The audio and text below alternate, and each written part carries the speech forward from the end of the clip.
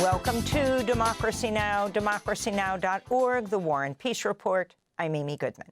President Trump Tuesday blasted U.S. media outlets, saying on Truth Social, if Iran surrenders, they would portray it as a, quote, masterful and brilliant victory over the United States, unquote.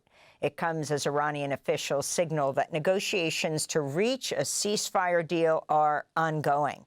Tehran's top negotiator, Mohammad Bagher Ghalibaf, the Speaker of Iran's parliament, returned from Qatar on Tuesday. According to Iranian officials, his visit to Qatar aimed to secure the release of $24 billion, a quarter of Iranian funds frozen abroad. This comes as Iranian authorities partially restored internet access after a nationwide blackout that lasted for nearly 3 months.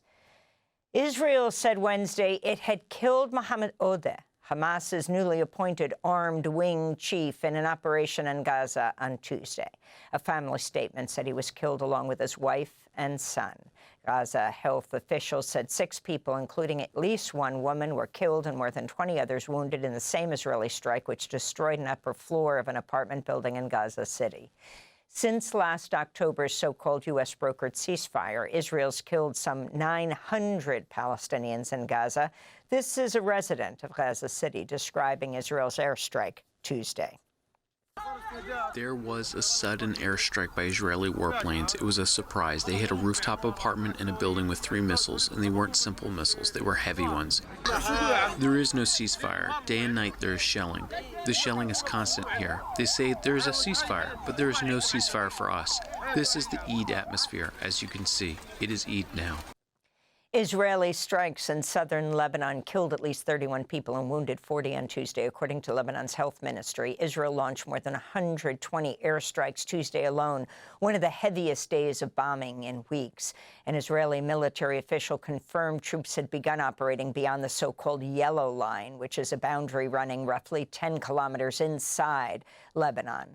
The escalation comes despite a U.S.-brokered ceasefire in place since mid-April. Since March 2nd, over 1 million Lebanese have been forced to flee their home, and more than 3,100 have been killed in Israeli attacks. This is a resident of Tyre. Kids, women, and elderly people all sitting here. Suddenly, the Israelis send evacuation warnings, and these people get thrown into chaos. They pick themselves up and leave. Half an hour, 45 minutes later, look what happens.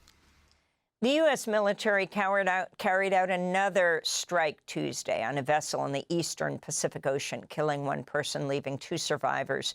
The Trump administration once again claimed the vessel was carrying drugs without providing any evidence. Videos shared by the U.S. since September, the Pentagon says it has killed nearly 200 people in strikes on boats in the Caribbean and Pacific. The attacks have been widely condemned as illegal. Hundreds of immigrants detained at the ICE jail known as Delaney Hall in Newark, New Jersey, are continuing their hunger and labor strike to protest inhumane conditions and call for their release. Delaney Hall is operated by the private prison company Geo Group. Outside the 1,000-bed jail, ICE agents clashed with protesters, pepper spraying them. 3 people have been arrested during the days-long standoff, even as Homeland Security denies there's an ongoing hunger strike. So-called border czar Tom Homan vowed to force-feed the immigrants on hunger strike if the situation at Delaney Hall, quote, gets bad enough, unquote. Newark is a sanctuary city. DHS Secretary Markwayne Mullin has threatened to halt international flights and stop processing travelers to Newark International Airport and other major U.S. airports in sanctuary cities. We'll have more on this story after headlines. The Trump administration is expediting the use of mass immigration hearings in order to issue more deportation orders. NPR reports immigrants are now being scheduled to appear in front of what's known as master calendar hearings with an unprecedented 100 or more people at a time. For many immigrants, this is the first time they would appear in immigration court to plead their case.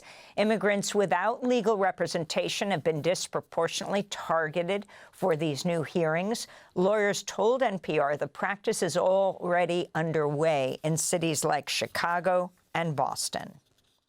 The Supreme Court has sided with the Trump administration in blocking a free speech lawsuit involving federal immigration judges.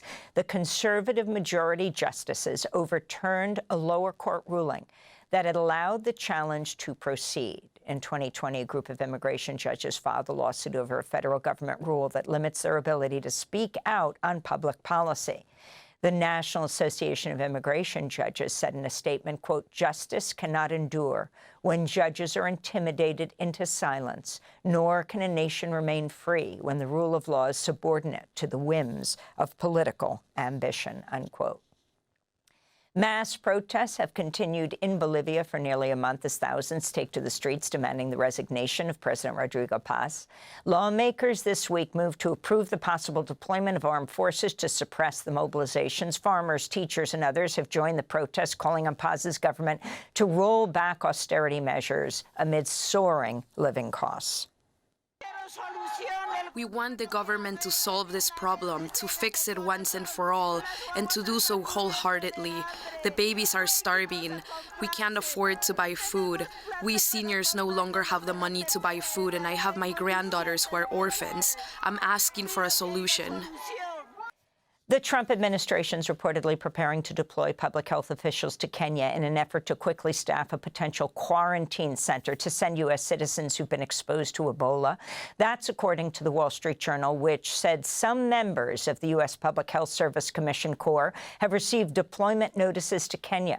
The World Health Organization says there have been more than 900 suspected Ebola cases in the Democratic Republic of Congo, over 200 suspected deaths in just under 2 weeks since the outbreak was first announced. This comes as healthcare workers gathered in the eastern DRC city of Bunia on Tuesday for the burial of a doctor who died while treating Ebola patients. This is the president of the Ituri Medical Association.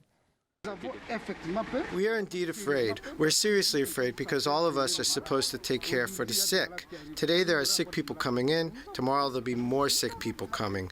We are afraid. We're really afraid. But we cannot abandon the sick because we're afraid. We've taken an oath. We will treat them. We will treat them, but while respecting the preventative measures.